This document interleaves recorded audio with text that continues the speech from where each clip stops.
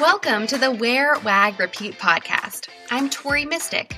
As a dog mom lifestyle expert, blogger, and business owner, I love talking to other women in the pet industry and sharing their advice with you every week.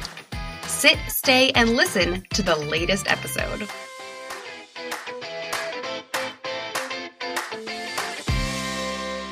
Welcome to another solo episode of the Wear, Wag, Repeat podcast. I'm your host, Tori Mystic, and in today's episode, I am going to be sharing my best advice around batching content for your pet business.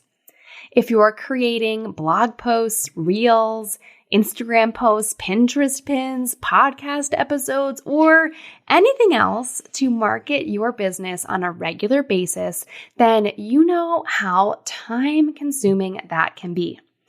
Batching your content by doing similar tasks at the same time can make all of that content creation so much more efficient. I also think that it can help you be more creative and inspired. So are you ready to hear my best content batching advice? Let's get into this episode, but first, I want to make sure that you are on my email list so you can be the first to hear about new episodes and exclusive offers. Getting on the list is easy. Just go to wearwagrepeat.com/podcast and you'll see a few places to join. I email subscribers every Wednesday with my favorite takeaways from each episode and links to any bonuses that my guests or myself mention on the show. Okay, now let's talk about content batching. First, I want to thank a few members of the Wear, Wag, Repeat Labs Facebook group. I put out a post earlier this week asking what you guys wanted to hear about, and I got a few kind of repeat/overlapping suggestions. So a big thank you to Corrine Beasley and Jen Ferrer. Thank you guys for the inspiration for today's episode about content batching. So what exactly is content batching? Basically, it is a productivity technique where you do similar tasks in batches together. Okay, but how is this really going to save you time? You might be asking yourself. You're still going to have to do all the things, right? Well, way back in 1913, a guy that you might have heard of named Henry Ford implemented a moving assembly line at his factories. They were able to cut the time it took to assemble a single car from 12 hours to 90 minutes by breaking down the assembly of the Model T into 84 distinct steps.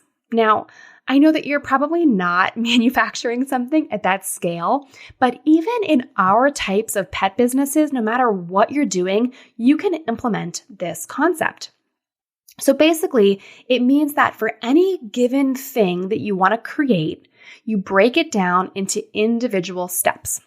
Once you know what individual steps you are repeating each time, you can batch those together. So I'm going to share with you two examples, and then I'll share a few tips that I have to make this a smooth process. And finally, towards the end of the episode today, I will share some of my favorite tools that will help you with all of this batching.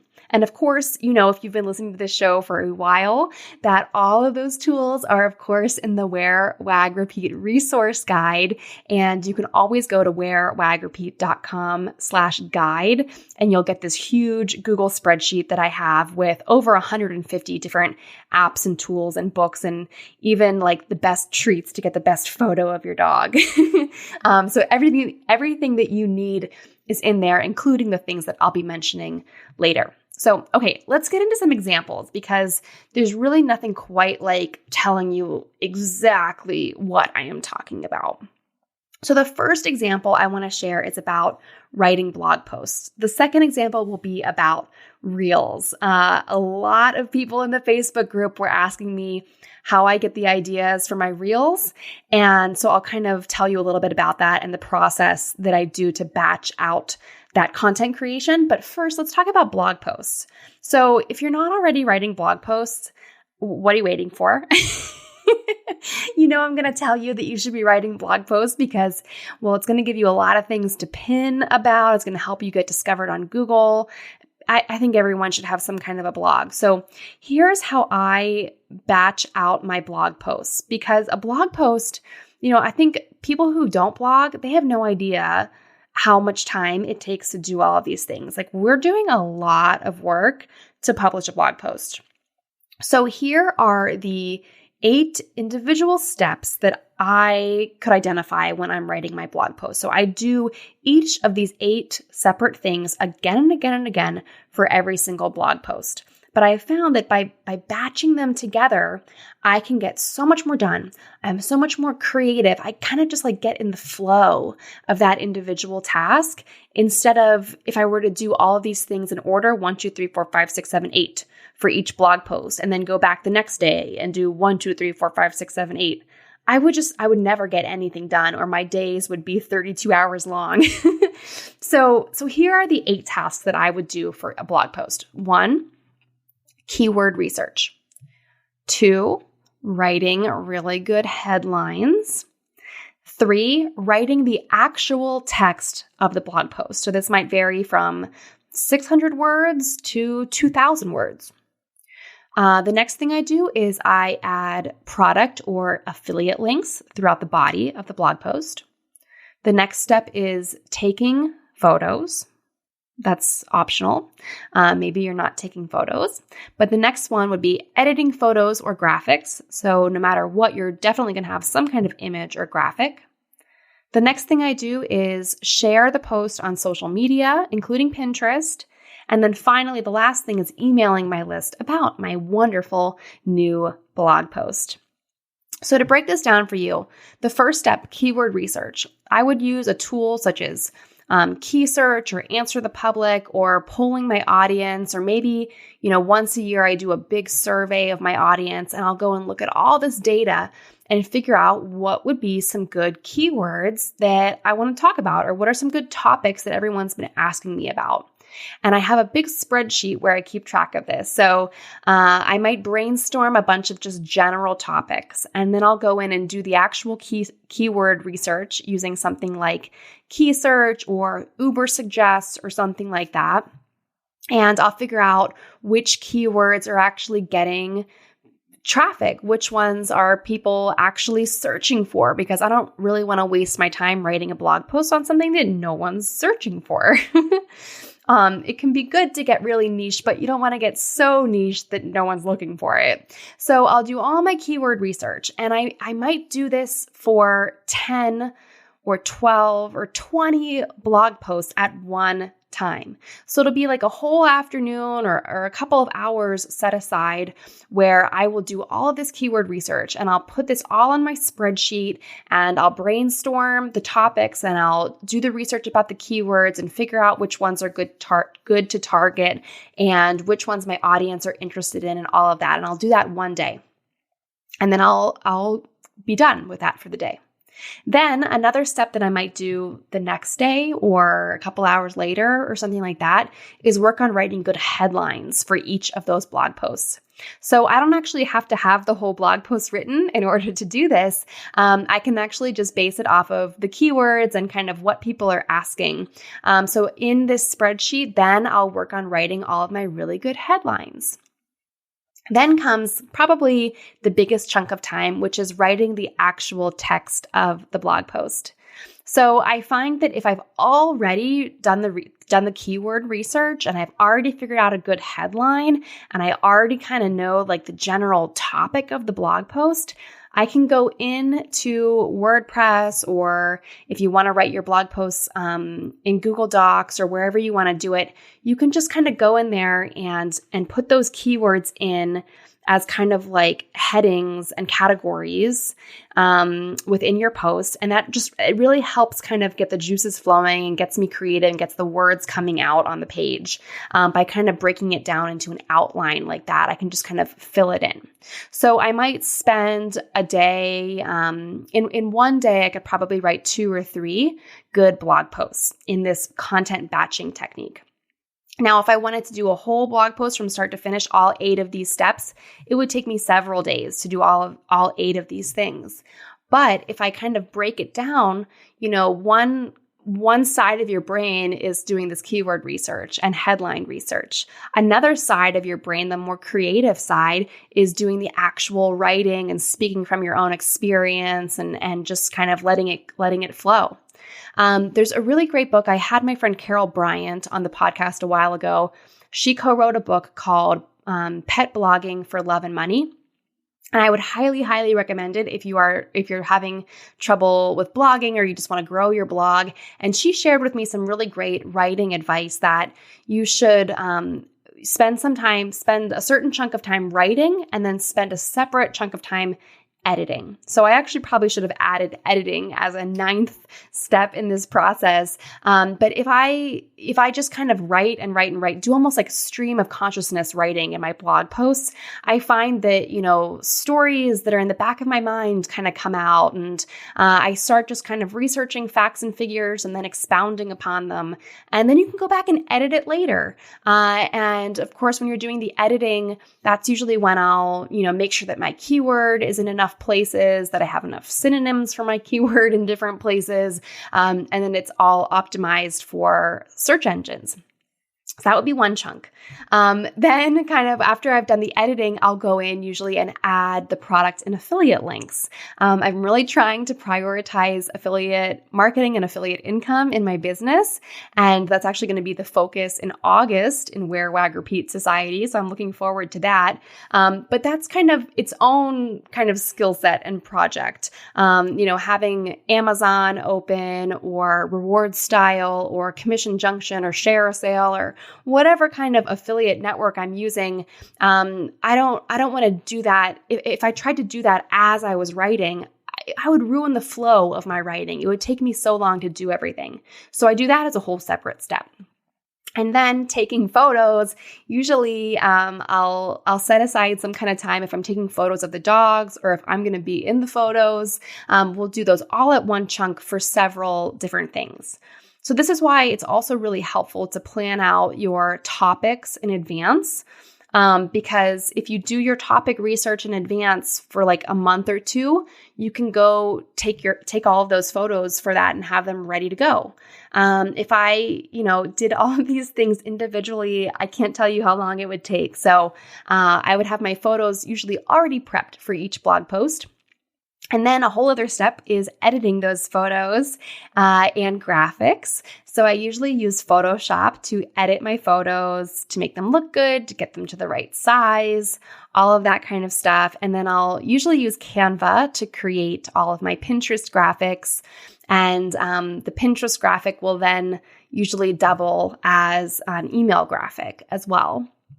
So I'll do kind of all of that at one time. And then once that's all ready to go and I've actually put the images into the blog post and have everything ready to go, I'll hit publish, and then it's time to share the post on social media, including Pinterest. So as soon as I hit publish on the blog post, I will schedule out I usually make 8 or 10 different pin graphics for every blog post. So I'll schedule out my 8 to 10 pins. I'll also add it to other social scheduling tools, which I'll mention later. And I try to do all of that at one time because it's fresh in my mind. I'm looking at the blog post. I can easily copy and paste from different kind of excerpts and quotes and interesting points from the blog post and put those in all of my scheduled social posts. So usually for each blog post, I might schedule 5 different versions of it for Facebook or Twitter or LinkedIn or something like that. So I don't just share it once. And by batching it and scheduling them all out, it really enables me to do that. And then the final step, of course, is emailing my list about my great new blog post. And if you're batching things out and doing them in advance, you can also batch out your emails. So I don't do this as often for blog posts because they get kind of published one at a time. But for my Wear, Wag, Repeat Society and for my podcast, it's really easy for me to batch out the emails because I know pretty far in advance what's going to be coming up and what I'm going to want to tell people about. So in Wear Wag Repeat Society, the second Wednesday of every month, we have co-working, and the fourth Wednesday of every month, we have a live Q&A.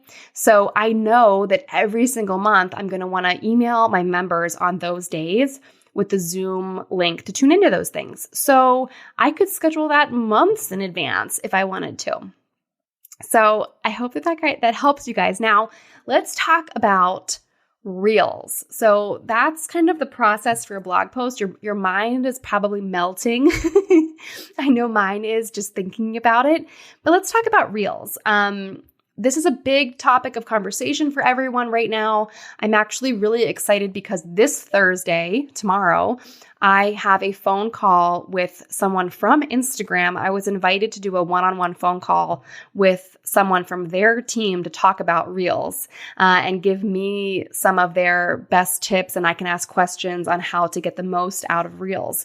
So I'm really excited to share that with everyone. I'm going to talk about it on my Dog Mom Friday Night Live this Friday around 7 p.m. I'll be live on my Teamistic account, and I'll talk about what I learned in that call about Reels. But before I do that call, here's kind of my process of how I do content batching with Reels.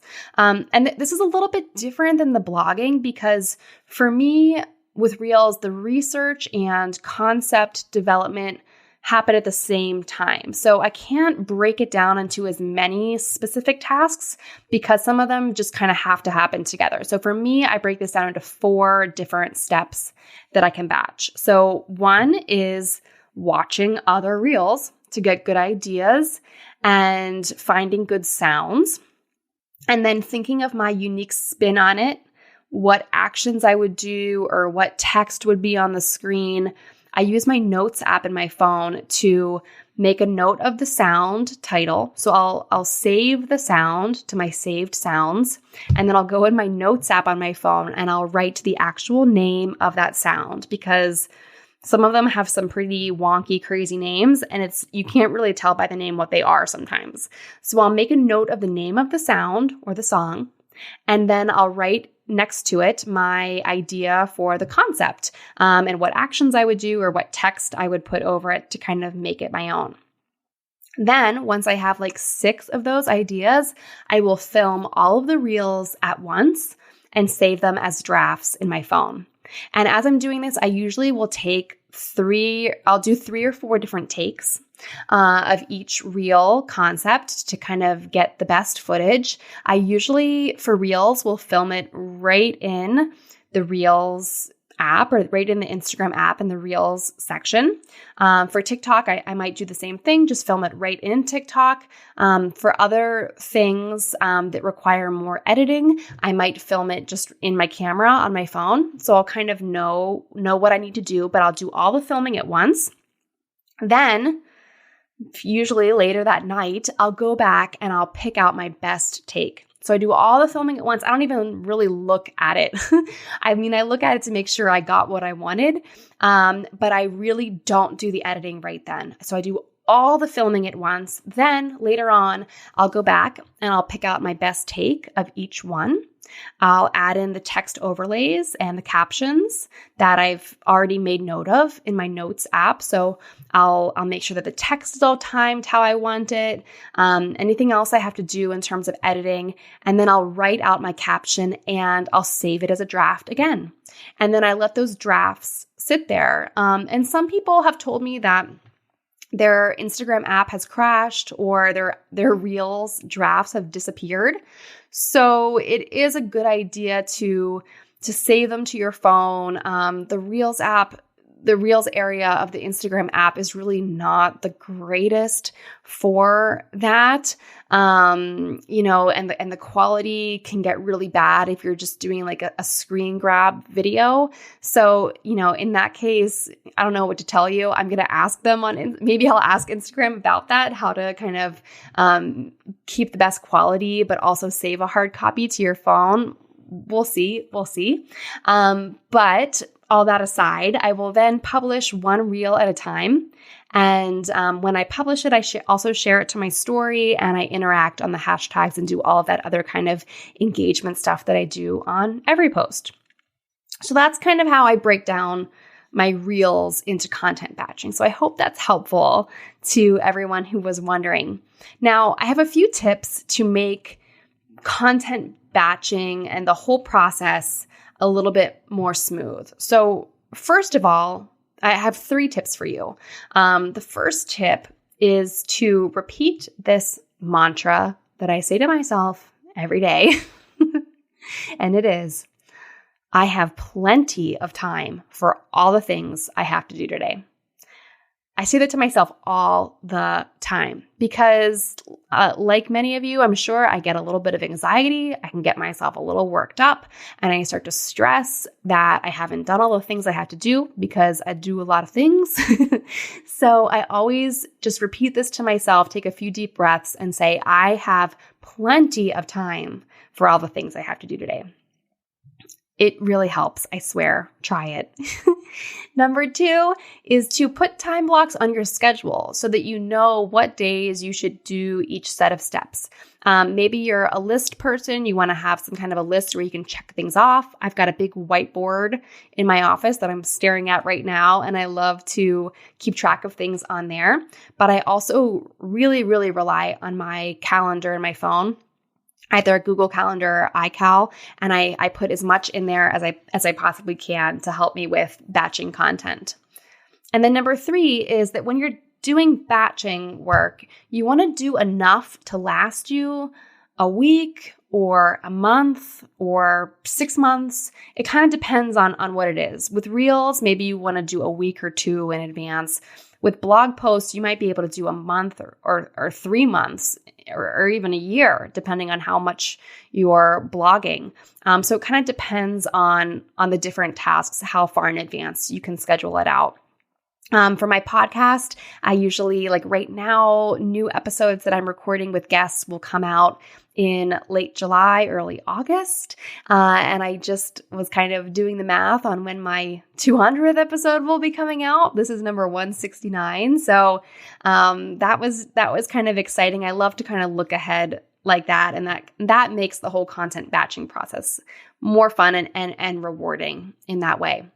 Now, one other piece of advice I want to share is that make sure that one of the step categories, if you will, is open brainstorming or scrolling time.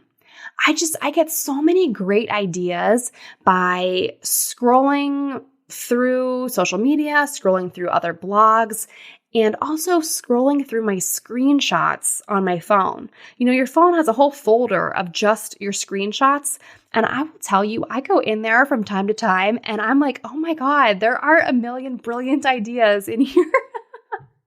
You know, I save them for a reason, but then I forget about them. So scroll through your screenshots and kind of see what your ideas were. You had a great idea at one point in time. So just kind of refresh your own memory by doing that and make sure that kind of like open brainstorming, open creative time is part of your process because it's really essential part to your content creation process. Now, I promised that I would share with you some tools that I use for content batching. There are quite a few, but I'm just going to tell you a few of my favorites. So number 1, for keyword research, I really like KeySearch. It's what I recommend to people in Wear Wag Repeat Society. It's not expensive. I think it's less than $15 a month, and it's really worth it if you're a blogger or a business owner.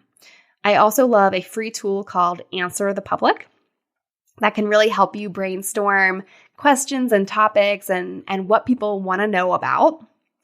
And then for writing really good headlines, I use another free tool from CoSchedule. They have a free headline analyzer tool, and I'll put links to all of these things in the show notes as well.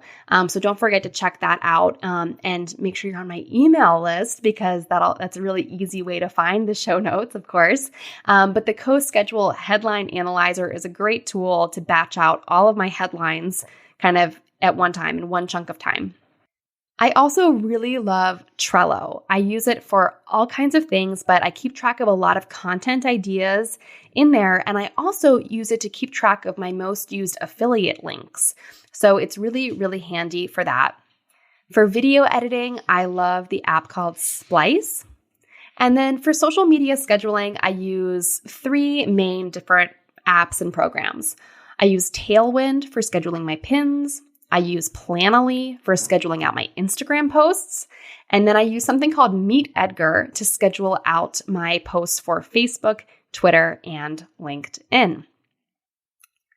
Now, I know that this is a lot of information to process, but I want to leave you with a question. And that is, what could you be batching in your business? Maybe it's content creation or manufacturing a product that you sell, onboarding clients, or event setup or event teardown. Will you come and find me, please, in the Wear, Wag, Repeat Labs Facebook group, or come find me on Instagram at Wear, Wag, Repeat, and tell me what you're going to be working on in batches now, because I promise you this is going to save you so much time, and I hope that this answered everyone's questions. A big thank you again to Kareen and Jen for providing the jumping off point and inspiration for this episode. Thank you very much. I hope that this answers your questions and that it helps you with batching your content creation. What did you like most about this episode? Find me on Instagram at TMystic and let me know what intrigued you or what questions you have about starting or growing your own dog-inspired business. You can also screenshot this episode and tag me in your stories. I love to see who is listening out there.